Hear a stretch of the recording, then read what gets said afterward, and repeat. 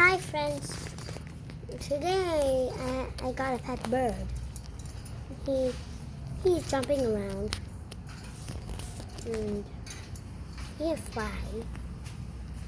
We're just eating seeds over here. And he's so fast. He's really crazy fast. So this is how you can make a house for birds. First you need a cage. Put the bird in the cage. Before you put the bird in the cage, you should add some sticks, add a swing, even though this one doesn't have a swing, so it can go in and relax. You should have something like wheat seeds or something like that, and water for them to drink.